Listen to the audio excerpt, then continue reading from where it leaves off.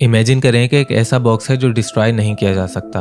आप एक एप्पल को उसमें रखकर हमेशा हमेशा के लिए बंद कर दें। अब ना कोई चीज़ अंदर आ सकती है और ना ही बाहर जा सकती है। आहिस्ता आहिस्ता वो एप्पल सड़ना शुरू होगा और एक वक्त पे पूरी तरह डिकम्पोज होकर धूल में बदल जाएगा। वो धूल वो केमिकल एनर्जी होगी जो हम एप्पल खाकर हासिल करते हैं। अब क्योंकि वो एनर्जी एटमॉस्फेयर या ज़मीन में डिजोल्व होने के बजाय एक बॉक्स में बंद है, तो अरबों खरबों सालों में उस धूल में मौजूद एनर्जी न्यूक्लियर फ्यूजन में तब्दील होके हर पॉसिबल स्टेट से गुजारकर खुद को रीयूज करेगी।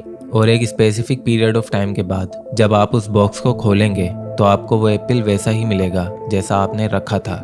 लेकिन ये कैसे हुआ? किस तरह एक सेब धूल बनकर वापस एक सेब में तब्दील हो गया?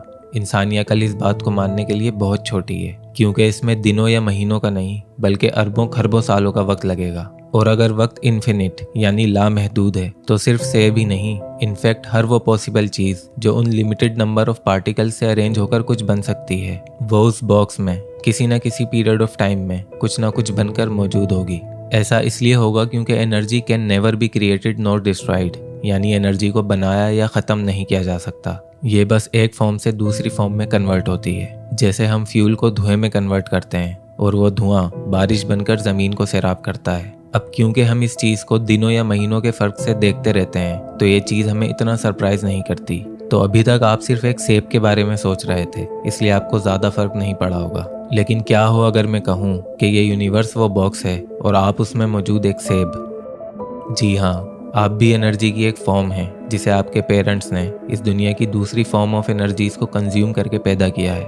जैसे सूरज की एनर्जी से उगी घास को सब्जाखोर जानवर खाते हैं, उन जानवरों को गोश्तखोर जानवर अपनी खुराक बनाते हैं। और इसी तरह किसी भी लिविंग थिंग के मरने पर उसकी बॉडी को बैक्टीरिया और फंगई अपनी खुराक बनाकर खाक में तब्दील करते हैं, जिससे ज़मीन न्यूट्रिएंट्स लेकर वापस प्लांट्स और दूसरी चीज़ों में कन्वर्ट कर देती है। इस पूरे यूनिवर्स में लिमिटेड अमाउंट ऑफ एनर्जी है जो कि limited number of particles carry करती है, जो कि अरेंज हो सकते हैं limited number of distinct patterns में। तो किसी भी चीज़ के ख़त्म होकर धूल बन जाने के बाद वो चीज़ एक स्पेसिफिक अमाउंट ऑफ टाइम के दौरान डिफरेंट स्टेट से गुजरकर एक बार फिर उसी स्टेट में फॉर्म हो सकती है जिसमें वो कभी पहले भी रह चुकी हो। वक़ालू इन हिया इल्ला हयातुन दुनिया, और ये लोग कहते हैं कि ज़िंदगी जो कुछ भी है बस इस दुनिया तक ही है। वमा नहनु बिमबऊसीन, और हम मरकर दोबारा नहीं उठाए जाने वाले। तो जिनको शक है मरने के बाद दोबारा उठाए जाने पर, या वो इसे इम्पॉसिबल, इम्प्रैक्टिकल और नॉन साइंटिफिक थिंग समझते हैं, तो उनके लिए ये साइंटिफिक एक्सप्लेनेशन काफ़ी होनी चाहिए इस बात को मान लेने के लिए कि जब उनकी मर्जी के बगैर उन्हें एक बार पैदा किया जा सकता है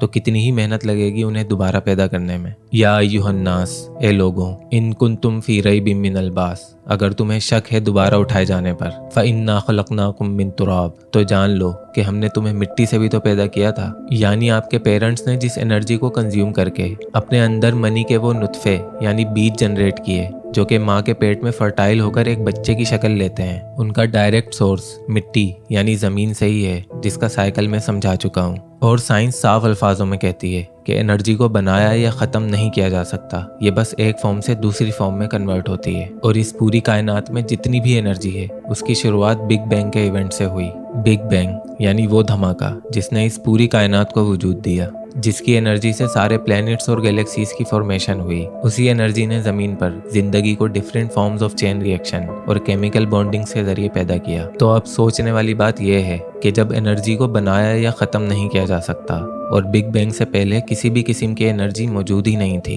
तो उस धमाके के होने के असबाब विदाउट एनी एनर्जी किस तरह फॉर्म हुए होंगे। वैसे इनसे आप इस दुनिया में हुए किसी ब्लास्ट के पीछे का रीज़न पूछो तो आपको इस पर पूरी किताबें लिख देंगे। लेकिन जब उनसे उनकी अपनी थ्योरी यानी बिग बैंग के बारे में पूछा जाता है तो बड़ी ढिठाई से कहते हैं कि ये खुद ही हो गया। यूनिवर्स का खुद ही वजूद में आ जाना तो बहुत बड़ी बात है। अगर रेगिस्तान के बीचों बीच आपको रेत पर कुछ लिखा हुआ दिखे तो क्या कोई बेवकूफ़ से बेवकूफ़ आदमी भी ये मानने के लिए तैयार होगा कि तेज़ हवा चली और उसने रेत पर ये अल्फाज बना डाले?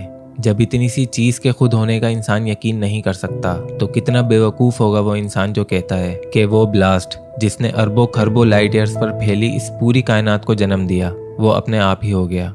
इस सवाल को अगर गूगल पे सर्च करें तो हैरत अंगेज तौर पर साइंस इस बात को मानने लगी है कि वो धमाका सिंगुलैरिटी यानी वहदानियत से ही निकला था, लेकिन इस बात को नहीं मानती कि वो सिंगुलर फोर्स वो शय है जो ये सब चला रही है। अलबत्ता फिजिक्स और फिलोसफी में सबसे ज़्यादा पेचीदा और बहस किया जाने वाला टॉपिक आज यही है कि उस चीज़ से कोई चीज़ कैसे निकल सकती है जो कभी थी ही नहीं, यानी how something can come from nothing. मैं आपके हाथ में एक आम दूं और कहूं कि यह आम पेड़ से तोड़ा गया है, आप इस बात को मानेंगे या इस बात को कि मैंने चुटकी बजाई और ये आम अचानक हवा में नमूदार हो गया? तो जब आप एक छोटे से आम के खुद ही पैदा हो जाने का यकीन नहीं कर रहे, तो कोई अहमक तरीन इंसान भी ये कैसे कह सकता है कि ये इतनी बड़ी कायनात एक अननोन सिंगल पॉइंट से निकली और इतने बड़े स्केल पर खुद ही फैल गई? तो जिस नथिंगनेस के सिंगल पॉइंट से इस कायनात की शुरुआत हुई, हम उसी सोर्स को अल्लाह कहते हैं। अब आप कहेंगे कि दूसरे मज़ाहिब में भी तो खुदा का तस्वुर अलग अलग नामों से मौजूद है, इस्लाम को ही क्यों माना जाए? तो इस्लाम में अलग ये है कि इसमें खुदा को कोई इमेजिनेटिव शक्ल नहीं दी जाती, और उससे भी बढ़कर इसमें खुदा को वाहिद यानी सिंगुलर तस्वुर किया जाता है। और आने वाले 100 सालों में साइंस भी यही कहने वाली है कि हाँ, कोई है जो ये सब चला रहा है, लेकिन वो कोई एक सिंगुलर फोर्स ही हो सकती है। क्योंकि अगर आप कायनात को मल्टीपल सोर्सेज से जोड़ेंगे तो उन मल्टीपल सोर्सेज से कई और मल्टीपल सोर्सेज निकलती जाएंगी, जिससे हम इन्फिनिटी में उलझ कर रह जाएंगे। इन्फिनिटी इंसानी दिमाग के लिए सबसे चैलेंजिंग चीज जिसे आज तक कोई एक्सप्लेन नहीं कर पाया। इन्फिनिटी का बेसिक आइडिया यही है कि नंबर्स कभी खत्म नहीं होते।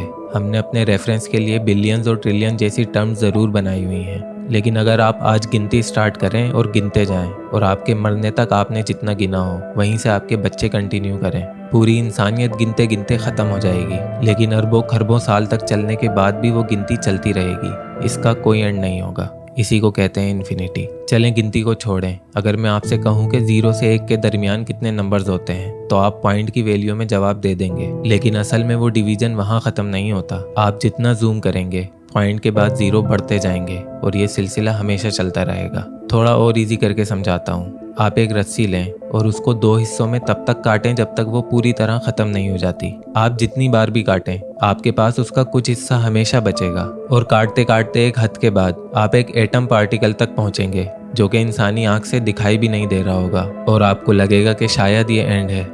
लेकिन नहीं, अगर हम इतना पावरफुल माइक्रोस्कोप बना लें जो कि एक एटम को भी जूम कर सकता हो, तो एक सिंगल एटम भी जूम करने पर इस पूरी कायनात जितने बड़े मैग्निफिकेशन स्केल पर जूम हो सकता है। यानी एक सिंगल एटम भी जूम करने पर कभी ना ख़त्म होने वाली इन्फिनिटी को जन्म दे सकता है। तो इस हिसाब से तो कोई भी चीज़ कभी ख़त्म नहीं होती, तो क्या ये सब हमेशा चलता रहेगा? इंसान कैसे अपने दिमाग को किसी एक चीज़ पर रोके कि बस ये एंड है, इससे आगे कुछ नहीं होगा? तो उस एंड तक पहुंचने के लिए अगर हम इन्फिनिटी के इन सारे प्रोसेसेस को रिवर्स करें तो एक टाइम के बाद हर प्रोसेस एक सिंगुलर यानी वाहिद पॉइंट पर आकर रुकेगा, यानी वो पॉइंट जहां से ये सारी चीज़ें स्टार्ट हुई।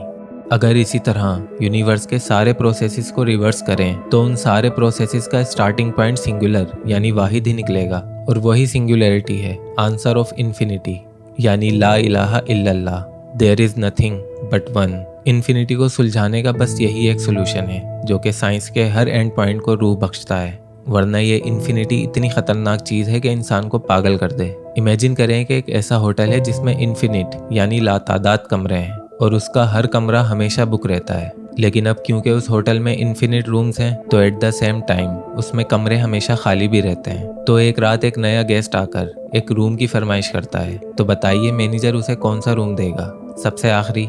लेकिन होटल में तो लातादाद कमरे हैं, तो आखिरी कमरा तो कोई होगा ही नहीं, और अगर आखिरी कमरा हुआ तो इन्फिनिट रूम्स कैसे हुए? इसका जवाब बस एक ही हो सकता है कि जब पहला कमरा मौजूद है तो आखिरी कमरा भी होगा ही। इंसान इन्फिनिटी को सोच ही नहीं सकता क्योंकि उसे हर चीज़ का एंड लाजमी चाहिए, चाहे उसकी ज़िंदगी हो, कोई होटल हो, समंदर हो या आसमान। इंसानी दिमाग के लिए चीज़ें इसी तरह काम करती हैं कि हर स्टार्टिंग पॉइंट का एंड पॉइंट और हर एंड पॉइंट का स्टार्टिंग पॉइंट लाजमी होता है। और अगर इस रूल को साइड पर रखकर आप कभी इन्फिनिटी को गहराई से सोचने बैठें तो एक सर्टेन पॉइंट पर पहुंचकर आपको एक अजीब सा एहसास होना शुरू होगा, और आपका दिमाग एक तेज झटका मारकर आपको उस कैफियत से बाहर आपके प्रेजेंट में ला फेंकेगा। ये वो रिस्ट्रिक्शन है जो हमें बनाने वाले ने हमारे दिमाग पर लगाई है। अगर आप भी इसे एक्सपीरियंस करना चाहते हैं तो ज़्यादा नहीं, आप बस 2 मिनट के लिए वीडियो रोककर ये सोचें कि इस दुनिया को कोई नहीं चला रहा और आप एक दिन हमेशा हमेशा के लिए मर जाएंगे।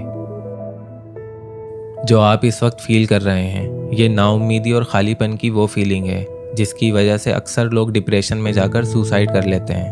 एक आदमी को एक खाली कमरे में 10 साल के लिए बंद कर दिया जाए जहां पूरा राशन हो तो भी वो इंसान कुछ महीनों से ज्यादा जिंदा नहीं रह सकता। लेकिन अगर वहीं उसके साथ एक छोटा सा बॉक्स रखा जाए और कहा जाए कि अगर उसने अपना पूरा वक्त अच्छी तरह गुजारा तो 10 साल बाद ये बॉक्स खुलेगा और इसमें उसके लिए कोई इनाम होगा, तो अब बताइए वो कितने साल तक जिंदा रहेगा? पूरे 10 साल।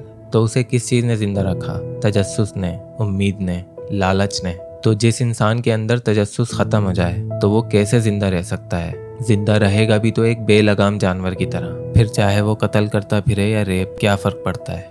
तो जब एक छोटा सा बॉक्स इंसान को 10 साल तक जिंदा और सीधा रख सकता है तो खुदा के वजूद की इंसानियत को कितनी ज़रूरत है उसका अंदाज़ा आप खुद लगा सकते हैं। आप एथियस्ट बनकर आज़ादी से इसीलिए घूमते हो क्योंकि बाकी लोग किसी न किसी दीन पर हैं। अगर सब एथियस्ट हो जाएं तो बेलगाम इंसान इतनी तबाही मचाएंगे कि दुनिया वापस पत्थरों के दौर में चली जाएगी और फिर तुम्हें तरक्की करने के लिए दोबारा किसी न किसी दीन की ज़रूरत पड़ रही होगी। लेकिन इन्फिनिटी हमारा फिर भी पीछा नहीं छोड़ेगी क्योंकि कोई एथियस्ट खुदा के वजूद से तो इनकार कर सकता है लेकिन इन्फिनिटी से इनकार नहीं कर सकता और ना ही उससे भाग सकता है क्योंकि इसके लिए पढ़ाई लिखाई की कोई ज़रूरत नहीं पड़ती। जब मैंने पहली बार आसमान की तरफ देखकर इन्फिनिटी को सोचा मैं सिर्फ 4 साल का था और मुझे ये बात समझ आ गई कि हर होती हुई चीज़ एक दिन ख़त्म होनी है। ना गम हमेशा रहने वाला है और ना ही खुशी, ना ज़मीन हमेशा रहने वाली है और ना ही आसमान, ना मेरे माँ बाप और ना ही मैं। और हर वो चीज़ जो इंसानी दिमाग को चैलेंज करे, चाहे अच्छी हो या बुरी, चाहे उसकी मर्जी से हो रही हो या ज़बरदस्ती, उसे एंड करने के लिए उसे खुदा यानी सिंगुलैरिटी को बीच में लाना ही पड़ेगा, चाहे उम्मीद बनाकर ही सही। तो मजबूर है इंसान, नहीं है कोई चारा सिवाय इसके कि इस बात को मान ले कि ये सब खुद नहीं हो रहा। अब फिर चाहे कोई एथियस्ट हो, आइंस्टाइन, न्यूटन या नासा का कोई साइंटिस्ट, अगर वो उस सुप्रीम सिंगल बीइंग के होने का इनकार करता है और कहता है कि ये सब खुद हो रहा है तो वो दुनिया का सबसे बड़ा बेवकूफ़ है क्योंकि उसने खुद उस सिंगुलर सोर्स ऑफ एनर्जी का हिस्सा होते हुए भी उसकी मौजूदगी से इनकार किया। अब फिर वो चाहे कितनी भी इमेजिनेटिव थ्योरीज बना ले, वो इस इन्फिनिटी से बाहर नहीं निकल सकता। बिना खुदा के वजूद को एक्सेप्ट किए उसका साइंस को चाटना बस उसके उतने ही काम का है जितना एक कुएं में फंसे हुए मेंढक का ये समझना कि कुएं के बाहर कुछ है ही नहीं।